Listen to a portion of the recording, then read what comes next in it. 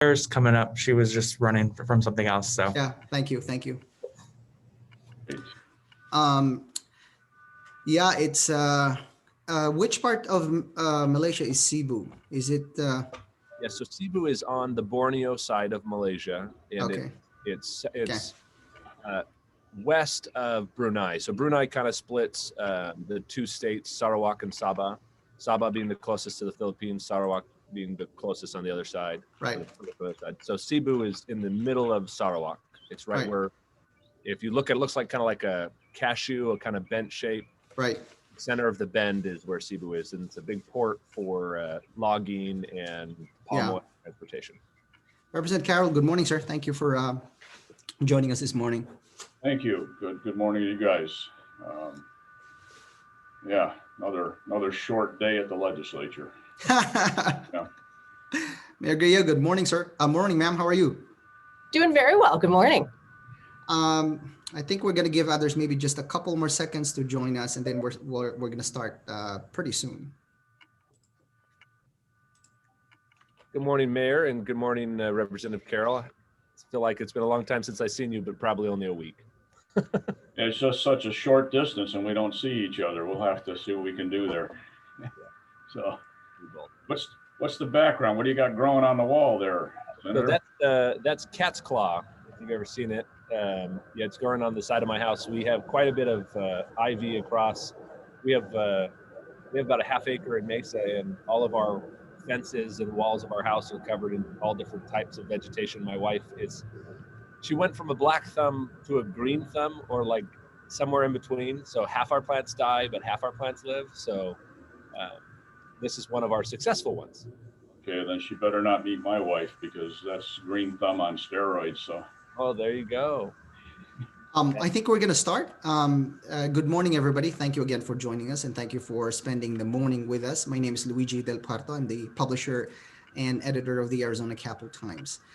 We have a great subject this morning. We are going to talk about transportation, specifically what's feasible, what potential funding sources are available to us, or we are exploring, which projects might get funded this year, and in the long term, what might we have to ensure that we have a transportation system that is efficient and that best positions Arizona as a place for economic vibrancy and, of course, growth. I want to thank David Martin of the Associated General Contractors and the group's more than 150 members for sponsoring today's Morning Scoop. AGC is the advocate for the construction industry in Arizona and its members who are engaged in highway, heavy and industrial, and municipal utility construction. They have been the leading voice for Maricopa County's Prop 400 extension, for example, and the ability to continue to invest in the state's infrastructure and grow Arizona's economy. I want to hand it over to David for intro remarks. Well, thank you very, very much, Luigi. And AGC is so incredibly happy to bring our community this esteemed panel to discuss this extremely important issue. I really believe that the infrastructure system of our country is the lifeblood of the economy, and we're really grateful to have both chairmen from the House and Senate here, and the chairman of the ADOT board, and of course the Honorable Mayor Gallego. One thing I mentioned to you before, Luigi, was I wanted to get a quick plug in on this issue. I know that the legislature is going to be looking at the possibility of appropriations for projects, and you'll be getting the speaker and the president will be getting a letter from me to ask that those appropriations be non-lapsing, because there are sequential issues sometimes in construction where some of these projects may not be completed within the fiscal year that you all appropriate that money. So to the degree that we can add that non-lapsing language would be really fantastic. So, but I'm not going to take up any more of your time. This is the time for your speakers. Thank you very much for giving us the opportunity to sponsor this great event, and enjoy the show. Thank you, David. We have a great panel this morning. Joining us is Representative Frank Carroll, who is the chair of the House Transportation Committee. Representative Carroll represents Legislative District 22. I get that one right? LD 22, right? LD 22, that's correct, sir. Perfect. Born and raised in Chicago, Representative Carroll moved to Arizona some 24 years ago. He and his wife, Joanne, recently celebrated 20 years together. Congratulations, sir. His professional career centered around the technology of ground transportation vehicles. He began as a service mechanic for a forklift and construction equipment dealer in Chicago. And at the time, of course, electronics and computer technologies were just making inroads to internal combustion engines and transportation vehicles. He then worked for a vehicle test equipment manufacturer and as a certified subject matter expert, trained service technicians for several years in the subject of vehicle computer management system, emission systems, and their environmental impact, as well as vehicle safety systems, electric vehicle technology, and late model vehicle diagnosis and testing. He also spent a few years operating commercial motor coaches for the tourism industry. Representative Carroll, thank you for joining us. Well, thank you for having me, and I appreciate being labeled a 2,000-year-old man. Thank you. Also joining us this morning is Senator Tyler Pace, who is the chair of the Senate Transportation and Technology Committee. Senator Pace, who represents LD Legislative District 25, is a product of Mesa's Public Schools and, of course, Arizona State University. While at ASU, somebody told him that the most important thing he can do for someone is to give that person a job he or she can be proud of. Senator Pace, taking that to heart, went on to become a businessman. He started a business from scratch, and he has purchased and sold businesses as well. In this process, he has indeed created jobs. He's the founder and owner of Triton. Did I get that name correct, sir? Triton Supply LLC, which applies medical supplies, equipment, and personal protective equipment. Sir, I want to ask you a short question about that. Does your company also supply protective gear that our healthcare workers need for COVID-19? Yeah, we were doing personal protective equipment long before COVID-19, since we started day one. Thank you again, sir, and thank you for what your company does. Also joining us is Steve Stratton, who's the chair of the Arizona Transportation Board. Mr. Stratton was appointed to the State Transportation Board in 2015 by Governor Doug Ducey. He has been engaged in transportation issues and with the State Transportation Board through long service in public works and city management. He was born and raised in Globe, and he served as the city's public works director and also city manager. He then served as public works director and acting manager for Gila County. Mr. Stratton, thank you for joining us. Thank you. Pleasure to be here. And also joining us is Mayor Kate Gallego, who is the mayor of the city of Phoenix.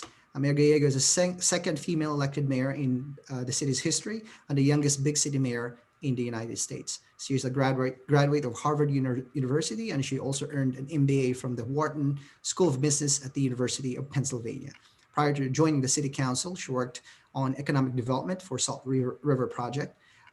At her time at the council and mayor's office, Mayor Gallego focuses on, among other things, key policy areas, notably diversifying the economy, strengthening infrastructure investment, and working to make Phoenix a leader in sustainability. Among her accomplishments, of course, was leading the campaign to pass the city's citywide transportation plan through 2050. That plan is the largest local government commitment to transportation infrastructure in the country when it passed in 2015. Mayor Gallego, thank you for joining us. Thanks for having me. I don't know if you remember Mayor Gallego, but I think I first met you back in 2008 when I covered the Democratic National Convention in Denver. Remember it well. It's good to see you again. As I mentioned, we will talk about what potentially is feasible this year for transportation. I know, for example, that the Senate Senate Republicans are considering $200 million in infrastructure projects. I know that the governor is thinking about specific projects to fund, but let me ask Senator Pace, can you give us an idea, sir, of what the $200 million in potential infrastructure projects might be? More specifically, where you might spend that amount? Luigi, thank you for the question.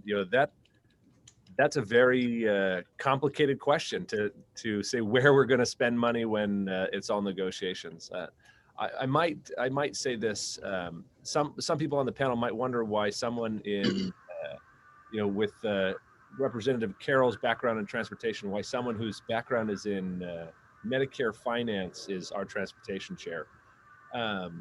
My skill set is in some complicated negotiations. And so when tasked with this chair, that was one of the things that was brought to me was how do we get our chamber to agree on how to spend this kind of money on these projects? Last year's approach was to pass every bill, send it through, and then see where the members voted on it, and then try to figure it out. You notice this year that I haven't done that. We haven't thrown out 150 bridges to be sent out. So my answer is probably a little more disappointing than you're expecting. But it's that casual massaging of the issue. And of course, my neighbor has a saw right now. But it's that casual massaging of the issue with each of the members to find out how their districts are affected, as well as the cities, as well as MAG and other, industry titans who want to see where it's going to go. So I can't tell you the specifics, but I can tell you that it's a discussion that's happening every day on which bridges, which roads, which ones to expand, which ones not to, and it's more than just a chairman effort. Thank you for that. I'm going to go to Mayor Gallego just real quick. Ma'am, where would you like that money to go to? Well, we have huge infrastructure needs. I have the pleasure of chairing the Transportation Policy Committee for Maricopa County, and all of our cities and tribal partners have submitted projects. There are billions of dollars in needs right now for our communities. We are one of the states, I think there are about 5 that does not support transit at the state level, and someday I'm hopeful that will change. We also have huge freeway needs right now for our community. We would love to see the state making more investments in maintaining those freeways, as well as building new ones. So much of our prosperity in our community has come from transportation projects. The largest economic development project we've had in my time as mayor is the TSMC announcement. That is the company that makes the semiconductor chips in your iPhones. And they tell us that one of the reasons that they've located where they have in Northern Phoenix is freeway access, but they also need additional investments in that area.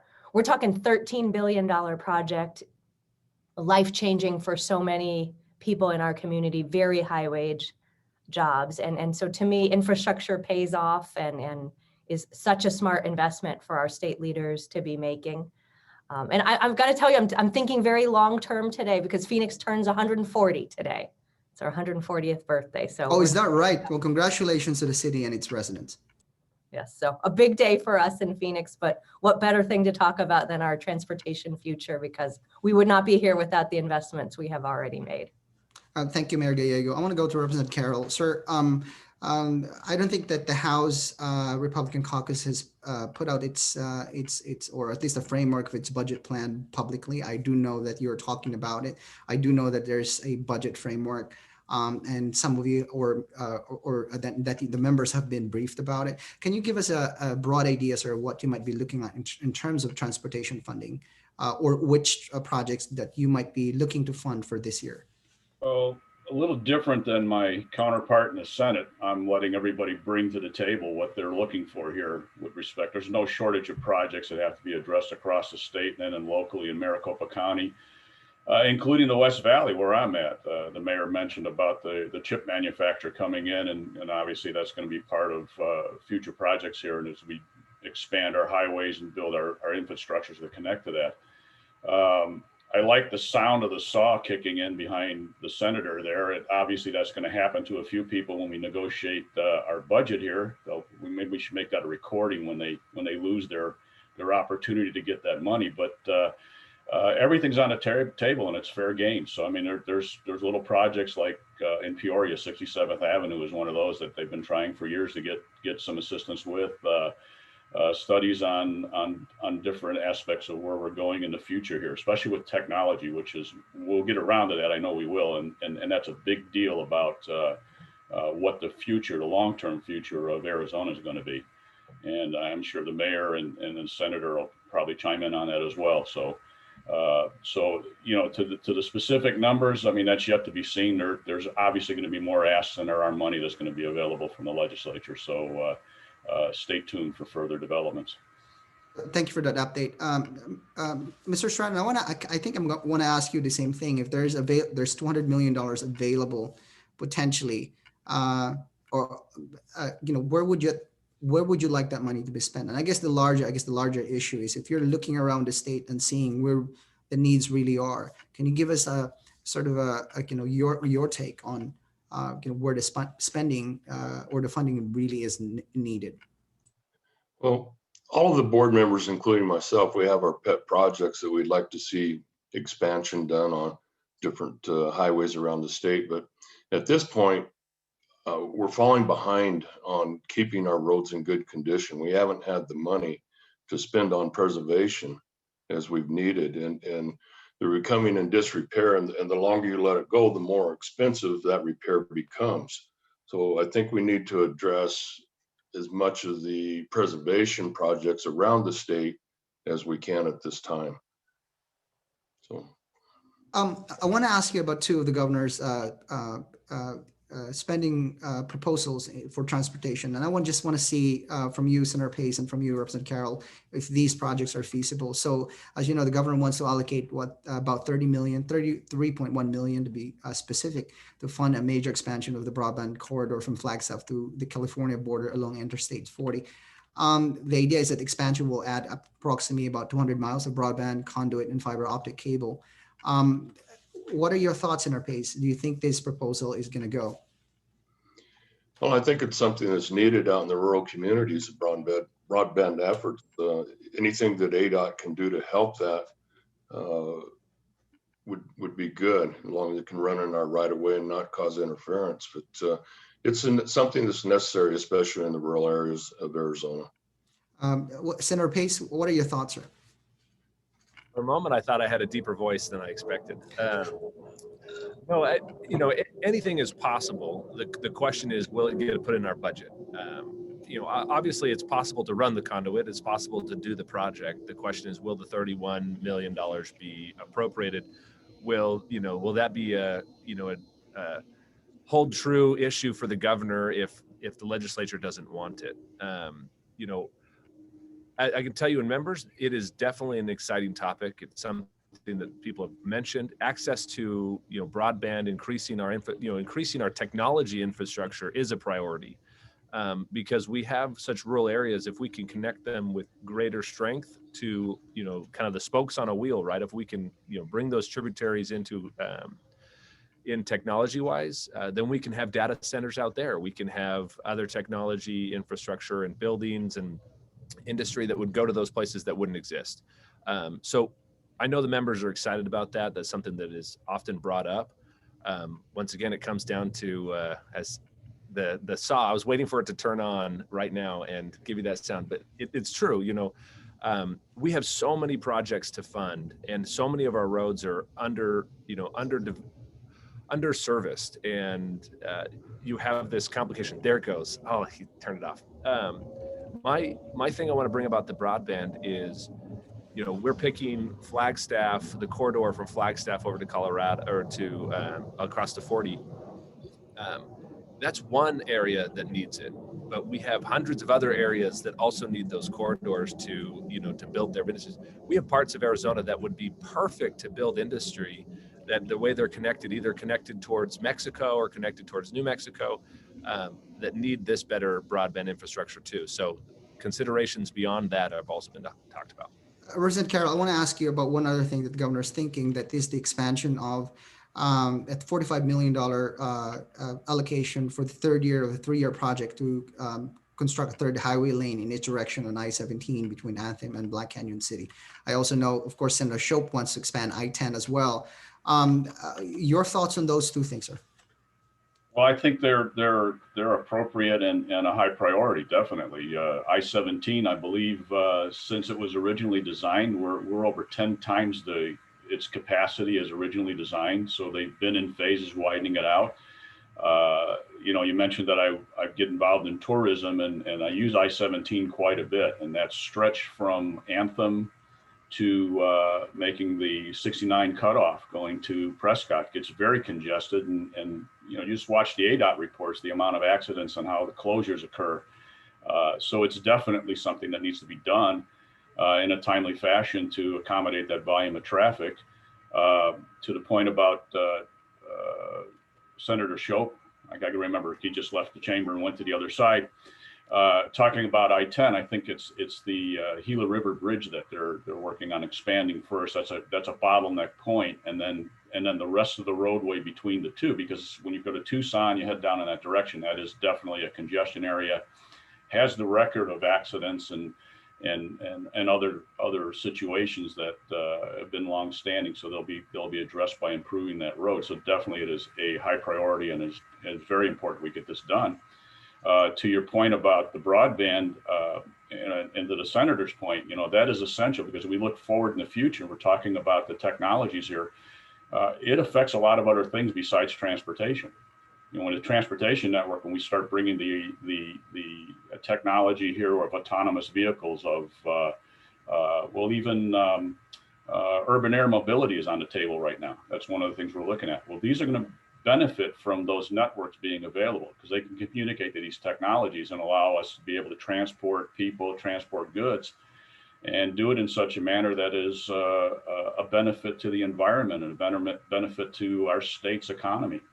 And it helps us build these communities that are outliers. When you get out to these other counties, these small communities, which are they've kind of shrunk down because there's not the jobs there. Well, now we can start putting industry out there and support it with this 5G technology being that expansion of that network. Thank you, Representative Carroll. I want to go to Mayor Gallego, but before that one, I just want to remind our audience and our viewers and our listeners, do send in your questions. We will try to get to as many of them at the end of toward the end of the program. So send them via the Q&A box or the chat box. And again, we'll try to get to as many of them toward the end of the program. Mayor Gallego, as you know, in the last few years, Arizona's state government has allocated road money for very specific projects from the general fund. So the approach is to spend where policymakers agree there's a need, a highway widening or an expansion. So the spending is targeted, limited, and coming out of the state's treasury. I wonder, we talked about all these various needs, and we've talked about all these various projects. From your end, how would you like all of these transportation needs to be funded? Well, first off, I think it is important to talk about how long it's been since we've raised the gas tax. Phoenix was 120 the last time we raised it, and the purchasing power is at about half of what it used to be. At the same time, our state is experiencing such explosive growth. At the city, we've really tried to make our decisions about infrastructure based on data. So we have pavement maintenance vans that go out and look at the quality of our streets and where we have the biggest potholes, and make the decisions not based on which council member is doing the best politicking for their districts, but really what does the data say? What is the ridership, the number of cars going through, and make those decisions with hopefully a little bit less politics and more just where are the riders, where are the drivers going? So we would love to see it a little bit less about horse trading, and really focused on just where are people voting by going. But ultimately, we have such scarce resources and so many needs in our community. So I would encourage the legislature to look at the overall pool of resources, because the scarcity is a problem. In Phoenix, and as you mentioned in my introduction, our voters were willing to invest in infrastructure in 2015. It was an election in which more Republicans voted than Democrats, and they said the future of our city depends on our ability to have strong infrastructure, which is why that they said, let's make these investments. In Senator Pace's district, Mesa voters have said we want to have that local transportation funding. In Representative Carroll's district, I think both Peoria and Glendale voters have said the same thing. So we see that throughout our communities, that voters care about transportation and think they are worthy investments. Mr. Steiner, I guess I'm going to ask you the same question, sir. The approach of the state has been very targeted, limited, coming out of the state treasury. And we talked about a statewide funding stream, maybe potentially via gas tax, and potentially other mechanisms. What do you think, what's feasible, sir? And what do you think, well, when I say feasible, politically feasible, but really the kind of a funding stream that, as I mentioned, that's sustainable? Well, I agree with the mayor. At some point in time, we have to address the gas tax. We're still utilizing the same tax that we did in 1992. And I'll put it out to all of the panelists and everyone else listening to this. Could you run your household today on what you made in 1992? There's no way you could do it, and live the lifestyle you're living. We have to address that at some point, or we can never keep up with the maintenance, much less any expansion, which we need to do also. Every time we do an expansion, that adds to the maintenance list and other projects fall behind. So it's something the legislature at some point in time is going to have to address. One of the things I think you mentioned earlier, not during our morning scoop when we talked the last time, is a statewide funding mechanism that funds that is distributed to counties by road miles, but not by population. If you can talk a bit, flesh it out just a little bit. Yeah, that's just one of the ideas that has come about, that possibly there could be a statewide sales tax and distributed on the lane miles inside each of the counties. Of course, when you go by population, Phoenix and Tucson, and they take the lion's share of it, and there's a lot of traffic there, but everyone uses the roads in rural Arizona. People that live in those communities going to the White Mountains or to Flagstaff or wherever it may be, and then veering off from there. So it's very important that we keep all of our roads maintained. And for tourism, like the representative mentioned, it's people, when you go to a state where the roads are bad, they don't want to go back there. So it's very important for the economy to have good roads, entice those people to come back, spend more time in Arizona and spend their money. I want to ask Representative Carroll first. What do you think of a statewide funding mechanism, a sales tax increase, for example? Is that feasible, sir? It's doable, and the question becomes is how receptive are the citizens going to be any kind of taxation? You mentioned about the gas tax earlier, and I know my predecessor attempted to do an omnibus bill that included raising the gas tax. And there was a lot of pushback that came through. Even though I wasn't in transportation, I saw those emails, because naturally they like to write everybody here, and perhaps not to the degree of the election emails that came up, but several hundred emails at a crack to that subject. And even this session, speaking to it, there was a lot of opposition to the idea of raising the gas tax, because it's something that people see. It directly affects them when they pull up to the pump. The idea of taxing per mile, I would expect that if anything's going to come up is how do you implement that? Is it just going to be the honor system reporting the mileage on your odometer? How do we sort that to where you're using those miles? What was brought up about being able to be a person that travels from Phoenix to, say, Pine Top, Sholo, and you've got a cabin up there, you're using that road quite a bit. So how many counties are we divvying that money between? And how would we measure that? What technology are we going to use, and how comfortable is the public going to be with sometimes perceived privacy concerns about that, what they're doing? So those are things you'd have to work out. I mean, I'm not opposed to the idea. It's just how comfortable are the people going to be about handing the money over? And it really comes back to messaging more than anything. How are we talking about our roads? We can talk about the need, but do people understand and make that connection between their daily use and these requirements to do that maintenance? And maybe that's something that we should look at to get better at communicating that idea. When you and it could be fun, like, well, there's a pothole on Highway 60 and you could fill it with a Prius. And if you want the Prius to stay on the surface, we've got to invest the money into it. So your point about mileage, taxation, who's actually using the road, that has a lot of merit. That's something we should explore, but we've got to get the constituent on board with that idea, comfortable with it. So, Senator Pace, thank you, Representative Carroll. Senator Pace, I guess the same question to you, sir. Thank you, Luigi. I was looking forward to this question. This is how do you pay for our roads and the infrastructure? And I've thought a lot about this over the years. You have the sales tax, you're taxing commerce, and we're assuming that all the products and supplies that are making it to our door or in our buildings to be sold use our roadways, and therefore that's the generation for the sales tax. We talked about Prop 400. We talk about parity for Maricopa County, allowing them to raise their own sales tax. It's a whole nother issue we can talk about, or a statewide one. You have states who have identified the fact that we often talk about lane. I think Mr. Stratton was saying that we have lane miles that we break it up by. We break it up by population, or we break it up by mile, or we break it up by gas tax.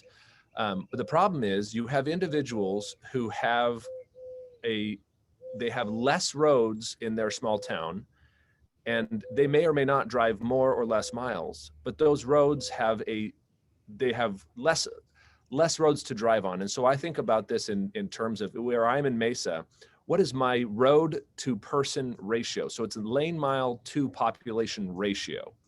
That's the number I'm looking at, because if you take strictly lane miles, then you have rural populations who have high lane miles, but low population. So you come here, we may have a lot of lane miles too in the valley, but we have that ratio is lower. We have to find a way to balance that across the state, because what happens if you do strictly by miles, then you have someone in rural Arizona and Snowflake who's driving 3 times the miles. And so they're getting taxed at 3 times the amount, but these are the only roads they have, you know, and this is the only option that they have, is they have to drive far because they don't have the infrastructure already in place. Someone in town, I may drive 5 miles a day, and so I'm not contributing if I do gas tax. So then you raise the gas tax, you start to affect people in heavier vehicles like trucking, and you affect, you know, larger vehicles versus the Priuses in the world. So my stance is we need to look at a robust fix across all aspects. So should we consider mileage for some options? Yes, I think that's we have other states like Oregon who are considering miles. Should we consider a gas tax change? Yes, we should consider it. Should we consider that maybe possibly, and this is, you know, some states have said there are certain stretches of roads that nobody's using, but they're only used to get people from one point to the other. You know, how do you pay for those? Other states have put tolls on those roads. Are we going to put tolls on? We've never done that in Arizona. Historically, we haven't. There's been bills saying we should ban toll roads in Arizona, but maybe there is a place that goes to a certain place that might work. Not saying we should consider these options. So parity for Maricopa County, a statewide sales tax, miles, gas tax, everything should be considered in a package, because if we go strictly to gas tax, we will not solve the problem. If we go strictly to sales tax, we will not solve the problem. And one last thing I want to mention, Mayor Gallego mentioned, is as a state, completely around the place, if we go by miles driven on roads, we will never repair the small tributaries that affect families in rural Arizona. And that's where it gets very difficult in the legislature, because if we strictly go by, okay, let's go with the roads that get driven the most and repair those, when we don't have enough money, all we're going to do is neglect roads that will go in disrepair in small communities, that the only defense that small community has is their representation. And this is, you know, our representative style versus a populist style. So if we go by vote by miles versus vote by your representation, I think we need to marry both of those ideas, where we use science and we use math to calculate which roads are being used the most and repair those, but also consider those who have no representation, who have low mileage driving, and make sure we're repairing their roads too. Thank you for that, Senator Pace. Mayor Gallego, you mentioned transit earlier. You mentioned the residents of the city of Phoenix voting to pass a transportation tax. As you know, Maricopa County has approved, voters of Maricopa County have approved a tax hike for transportation in Prop 400, which, by the way, expires in 2025. So you got about a couple years to kind of prepare for that. There are many issues surrounding Proposition 400. Among them is the fact that Maricopa County, for example, unlike other counties, doesn't have the authority to send a transportation tax hike proposal to the ballot. They have to ask the legislature's permission to do that. Of course, the legislature can just send a tax hike to the ballot, or they can give that authority to the supervisors, for example. Can you flesh out this issue and talk about what may be feasible as we're staring down this tax going away in about 4 years? Maricopa County is the fastest growing county in the United States, and I believe the smart work that our predecessors did on Prop 300, Prop 400 really helped us have the resources that we need to thrive as a county. I serve on the Maricopa Association of Government with my fellow mayors in Maricopa County, and we are right now putting together a plan that we hope to send to the voters to extend Prop 400. We have 10 times the needs in terms of projects in our county as available resources. We, as mayors and our tribal leaders, county supervisors who serve on the Maricopa Association government, have asked the state to give our county the authority that they have given to the other counties in Arizona. And I think both of the chairmen here understand that and are very supportive of that. But we would like to have the same ability to go to our voters that the other counties do and think it is essential. It's been very exciting putting together the plan, and we think we should have it, we hope, by this summer. But there are so many competing needs, and we want to have a plan and a good process so that when we go to the voters, we can say we did balance the needs of all parts of our county. We're also hoping to put together an innovative plan that has a little bit of money in it that's not allocated but allows for technological advances and innovation, because we, as Chairman Carroll has alluded, we don't know all of the technology that's coming to us in the future, and we hope to have a county plan that allows us to invest in the best of future technology so we can continue to be a leading community where transportation innovation thrives. But it is very important that we move forward with that plan. We would love to have that full authority to make our decisions locally, and we'll be excited to share the plan with you, we hope, in a few months.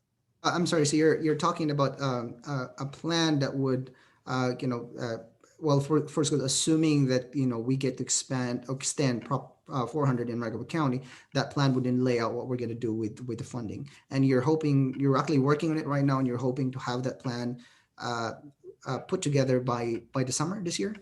Yes, we would certainly welcome the legislature to give us the authority to go to the voters right now, but we will have the plan, we think, done this year, and we're still balancing it within all the different needs our community faces, including just frankly maintaining our current system.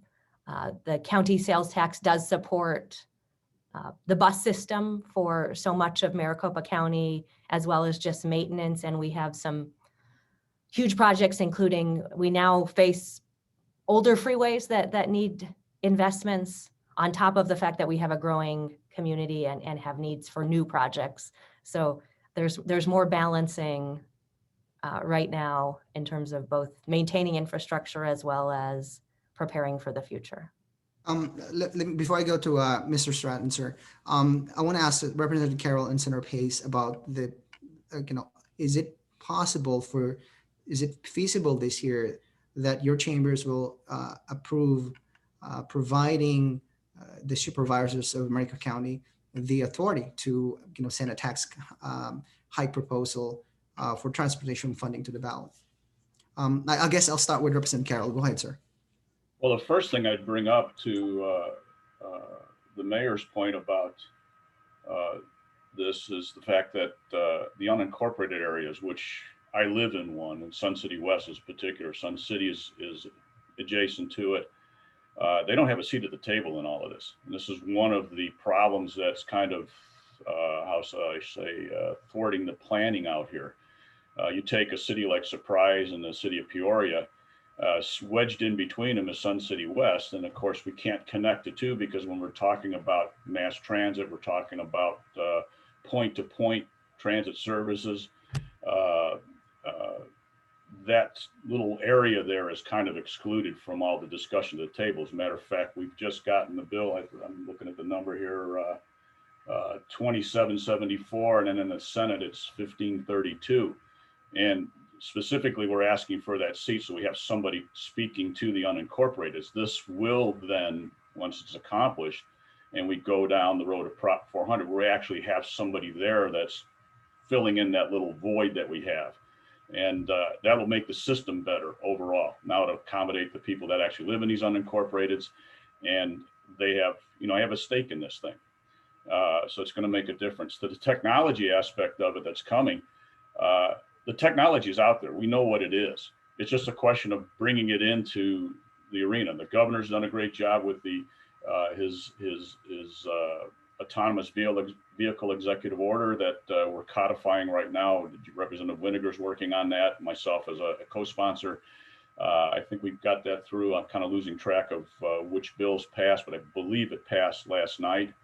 I was only here till 8 o'clock, so I'm trying to still wake up from last night. But at any rate,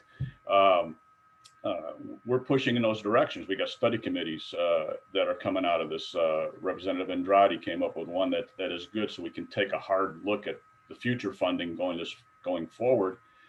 And I have a study committee on air mobility. So all of these things are going to factor in. And so whatever we do with Prop 400, we have to allow for the fact that the technology is going to allow us to make better use of our funds, stretch the money out.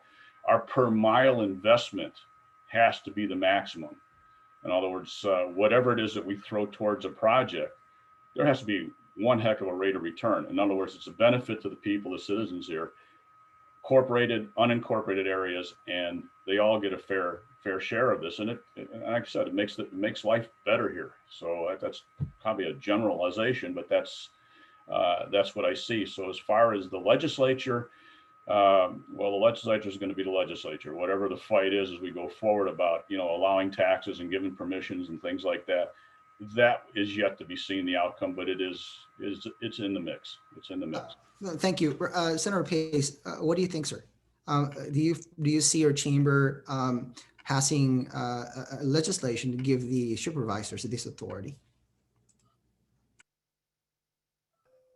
I almost forgot the question. It had been so long. So thanks for. Many of you saw that there was a bill that was dropped, Senate Bill 1650 by Senator Livingston, which was essentially a different version of Prop 400 being sent to the ballot. That did not make it out of our chamber, at least not this part. It didn't make it out of committee. There were some speed bumps and hurdles that it needed to get through to get where it ultimately didn't make it. But the question that you're asking is do I see the Senate legislature giving parity to all counties on their ability to request a sales tax increase for transportation in this current year? My answer is no. In all honesty, I do not see, and I've spoken to members, and in all defense, this is both a Democrat and Republican issue. This is not a partisan topic, really. There is full acknowledgement that there needs to be a way to pay for infrastructure. And Prop 400, the way it was designed, was there projects assigned to it, right? But the concern right now that the legislature has, at least from the members that have made their concerns known to me, is we want a full reform, like I spoke before, in the Senate. And we want to be sure that before we release the ability for parity, that we've been able to address that. Now, the next election cycle for sending something to the ballot, we still have a whole nother year. There's been a lot of talk about that taking this year. We have a new transportation chair, myself, and working with the industry, working with the mayors, working with the cities and MAG to come up with what would be a good solution. I can tell you I'm supportive of that parity, that allowing the Maricopa County to be able to send it to the ballot. Myself, I've been an advocate for that. I've spoken to many mayors, including Mayor Gallego, on this very issue. And I think that is the direction we're going towards, but we want to be very careful that we don't, the reason why Maricopa County can't do it, I had staff look into how we can actually fix it and how we could run a bill this year that could change that. And they've produced some language for me on how to do it. The reason why no one I've talked to is 100% quite sure. There's leaning opinions that the county is so large and that the legislature wanted to have a more representative control over it on how they levied those taxes. Or perhaps it was a certain legislator that had a bone to pick with Maricopa County. There's all different stories of why that it doesn't exist. And I know it was done kind of like in a burb language on why it was taken away. But I can tell you that there is no one has brought forth the full support for doing that this year. Lots of members have brought forth in having a finalized package next year. One of the big reasons that the legislature is kind of dragging its feet on this issue is for the same reason Mayor Gallego brought up, is there are a lot of packages and proposals that are being done now. We have cities and MAG working on everything that they want to get done. They're talking about it now. And so we're kind of looking for that. We want to see what is the need that are coming through? What are some of the projects and plans, and what's it going to cost? What's it going to look like? Because what we don't want to have happen, at least I don't want to have happen, is, you know, we say to everybody, hey, let's get these roads fixed. Let's do a 10% sales tax increase. And then it fails because that's the dollar amount that we would need, or something, you know, it's 10% is outrageous. But my point is, we don't want it to fail. At least I don't want it to fail. I want to see us get a plan in there, whether it be sales tax as well as these other things, that passes both the legislature and the voters. So we have to be very careful that we don't kind of jump the gun and produce a package or something that fails. This is a very important issue. Thank you for that, Senator Pace. You know what I really love about this morning scoop this morning is, while Senator Pace is talking, I can hear the birds tweeting in the background, and I just love that. We've never had that in the morning scoop. That's just awesome. Thank you for setting up outside in your backyard, Senator Pace. Mr. Stratton, I want to ask you, sir. You know, you've heard the the issue about parity for Maricopa County. I do know that rural communities, for example, and you know, you're chair of the State Transportation Board. So you're not just looking at the rural communities, but the needs of the rural communities are quite severe. They're acute, and they're really kind of different from the urban centers. Last time we spoke, you mentioned, for example, the fiscal burden of just maintaining I-15. The burden that the rural communities have. A big chunk of the money goes toward just maintaining that. Can you talk about that, sir? Absolutely. Before I do that, though, I'd like to talk to a couple things that Senator Pace said. Number one is when I want to clarify, when I say lane miles, in rural Arizona, there's many 2-lane roads. So 1 mile would count for 2. There'd be 2 lanes. In the larger areas, there's 4-lane roads. So each mile would be 4 lane miles. So that helps address the population to mile ratio a little bit. Secondly, I agree with Senator Pace that there is not a fix-all through one thing. It's going to have to be a multitude of things to help solve this problem. So having said that, now I'll address your question. I-15, it's been a pet peeve of mine since I've been on the board. I-15 runs from Utah to Nevada. It goes through a very beautiful place in Arizona, the Virgin Gulch, the corridor. And the federal government put it through that area because it was so pretty, and they wanted the America to be able to see that beauty. Well, in doing that, when they did it, the state of Arizona asked them not to, knowing that it would be hard to maintain. And it is. It's extremely expensive to maintain that. Every bridge, I think there's 7 bridges, every one of them is very expensive because of the environmental sensitivity that we have to take care of while we're working on them. It services one small place in Arizona called Littlefields. There's just a handful of people live there. It's very small. I don't know the exact population, but it's very small. When you talk about toll roads, this is something that I wanted to visit on I-15 many years ago. It would be a perfect place to try that out, since it does not really affect Arizona that much. It goes from Utah to Nevada. It's the only road in Arizona that you can pull triples on. When I say triples, that's 3 trailers behind a semi. And they allow that, or we allow that, because Utah and Nevada both allow it, and it wouldn't make sense for them to hook a trailer or go way around it. But it is a perfect candidate. I know that the truckers oppose that adamantly and understandably. If I was in their chair, I would too. But it's just a difficult thing. You know, the money, the gas tax money, is split up according to what we call the Casa Grande Accords, and that gives Maricopa County 37%, Pima County 13%, and the 13 other counties 50% to share. So when you take on a project of magnitude of one of these bridges on I-15, say 60 million, that is a huge impact to rural Arizona. And many smaller projects, it may take 4 projects off the table to fund the one project that really does not affect Arizona people. So. Thank you for that, Mr. Stratton. I want to go talk about just real quick about air mobility. Representative Carroll will talk about air mobility. And when I hear that, you know, a lot of our viewers and listeners this morning are transportation folks. But for those who may not be really familiar, what exactly is air mobility? Well, as I described it in committee when I put the study committee bill together, I just refer to the Jetsons, the old cartoon that used to be on TV. We have another layer of area that we can transport people and goods. Essentially, we've got some right-of-ways now, I believe, air clearances for drones to operate.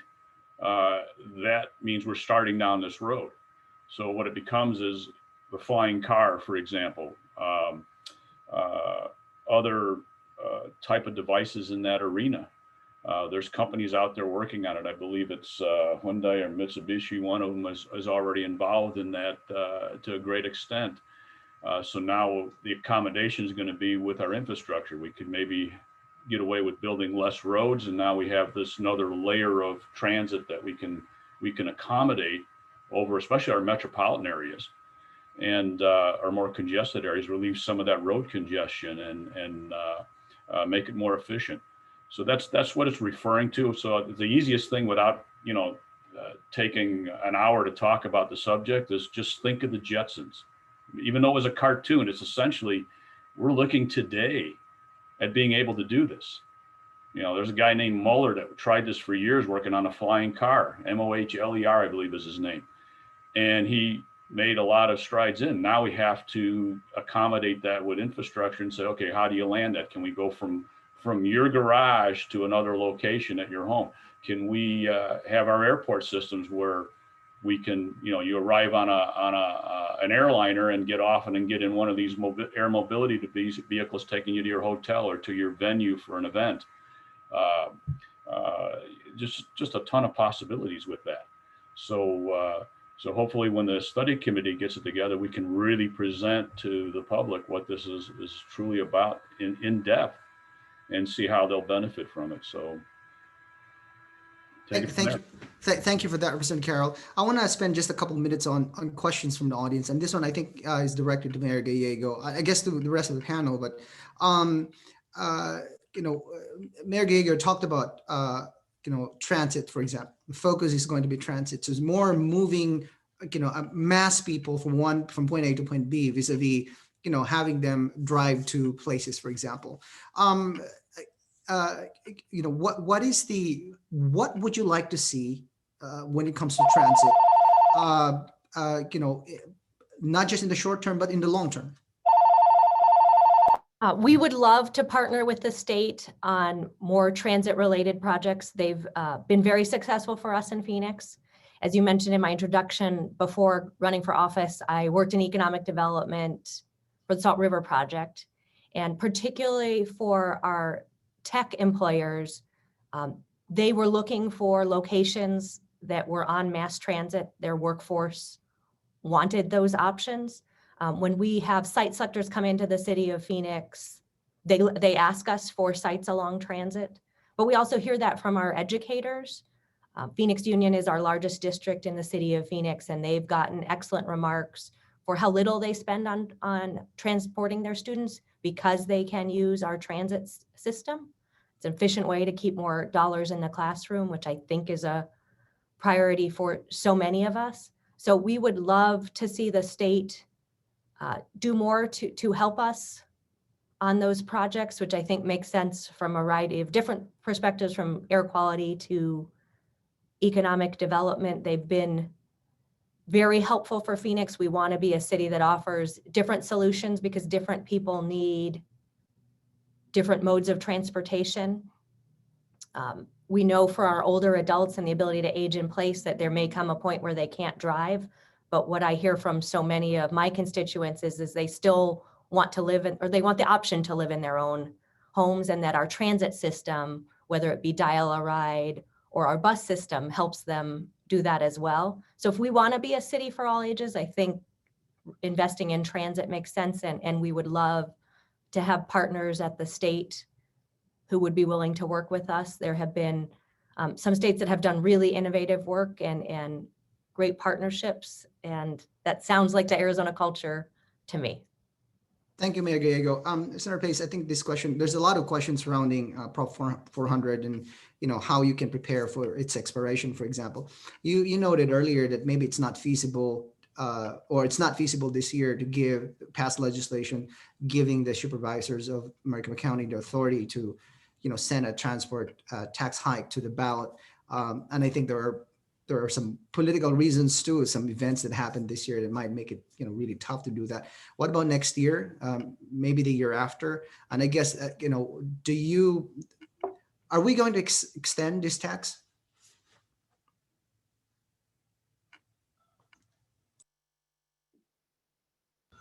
Just waiting for that saw to finish. It's nature in my backyard. Yes, absolutely. I can see us moving something through the chamber next year that's going to address this. I think that there's a lot of motivated players in the legislature, as well as I know MAG, as well as the cities and towns would like to see this. If we could get it done next year, that gives us the right amount of time to get it prepared and ready for the ballot and election, so that we don't have, as what Mr. Stratton was saying earlier, we don't want to see anything, or maybe it wasn't Mr. Stratton. We don't want to see anything expire, right? We don't want to go without necessary funds and see an expiration. I can tell you there are members who would like to see it expire. So many people I speak with, are on all sides. Some would like us to see us go way further to one side, and some would like to see it expire completely. I can tell you that there's an appetite to see it go through all the way. So I would say pay attention, come participate over the summer with me and several legislators who are going to be working on this. Keep your eyes open. We are going to be doing a transportation revamp. Will the voters want it? Yes. Will the voters pass it? I don't know. Those are all things that we have to take into consideration, and sometimes that comes out of our hands when it gets there. But I did want to address something Mayor Gallego said that was very interesting to me, and that is our transit systems, and how we get the state to partner with that. That is something. It's something when we talk about cost savings, every time that a car gets on the road and drives, there is an effect on the road, and that has a cost on the road. Every time that person uses a mass transit, we lose gas tax. And if they abandon their car, we lose registration, and it goes into another source. And so we have to find the balance between promoting a mass transit system that is both cost effective to individuals, but also has a way of benefiting the state to pay for the other transportation needs, both for itself and for others. And I know that, mass transit systems in terms of rail are very new to Arizona. It's been there for a while, but it's still new, relatively speaking. And some of our areas of rail, we have buses that go the same path as the rail. And while they go into different directions at the end, that visual aspect of it, where I know that people in my district or others where we have light rail have fought light rail significantly because they felt it was a waste, even though many people are using it. So Mayor Gallego and I are going to work on this, because I know we will. But how do we build a plan that increases the utilization of our mass transit systems while still guaranteeing that we don't lose the revenue necessary to maintain those systems, as well as the other roads and systems, and improve the PR of our light rail system? And that's a commitment from me on that. We are almost out of time, so I want to ask you a quick question. We've dealt with this pandemic since March. A lot of that has been in lockdown, doing all things social distancing and what have you. To me, the silver lining is I get to spend 24/7 with my 9-year-old kid, and that's been really fun. Lots of challenges, but it's been really fun. What has been a silver lining for you this last couple of months? I want to start with Mr. Stratton, sir. Actually, I'm going to hit it from another angle, if you will. It's not really a silver lining. It's something that's missing. With the State Transportation Board, we were able to visit a different community every month with our board. And we go to the larger cities and we go to the rural communities both. And we have not been able to do that. And we're missing the input from the people themselves. They can call in, but it's very limited in what they do. So rather than be a silver lining as far as being a board member, we're lacking that reaching out to the different segments of the communities in Arizona. Thank you, sir. Just really quickly, thank you, sir. Representative Carroll, sir, just real quick, silver lining for you. Quality of life. One of the things that's important to our constituents is independence. As we're talking about transportation, I mentioned point to point, and the mayor brought up about seniors. We know how they drive when they're normally operating. I live in one of those communities, but the reality is the technology is going to provide that assurance that they're still able to be independent for as long as they can be. And I know we're up against the clock, but that for them, for myself, and I think any person, whether it's a child or an adult, the ability to be independent, and this is what transportation should cater to as well. Thank you, sir. And Sir Pace, just real quickly, sir. It's been watching people step up instead of stepping out. I've watched many of my employees or family members step up to help their neighbors, help their community, instead of, stepping out and isolating themselves. I mean, we can isolate ourselves physically, but not isolating ourselves emotionally from others. And I've been really impressed with how hard people have worked during this time. And Mayor Gallego, you have the last word, ma'am. I've also loved the time with my family. I can't believe yours is 9 years old. That's exciting. Mine is 4 now. Also, we've really been investing in technology at the city. So more virtual permits, more putting data out for our community to use in innovative ways, and just getting things online. I think that'll stay with us long past the pandemic in a very positive way. Mr. Stratton, Senator Pace, Representative Carroll, Mayor Gallego, I want to thank you for your time. I want to thank the AGC again for sponsoring this discussion, David Martin as well. I want to thank the viewers and listeners for spending 1 hour with us. And with that, bye for now. I'll see you around. Thank you. Thank you. Bye-bye. Bye.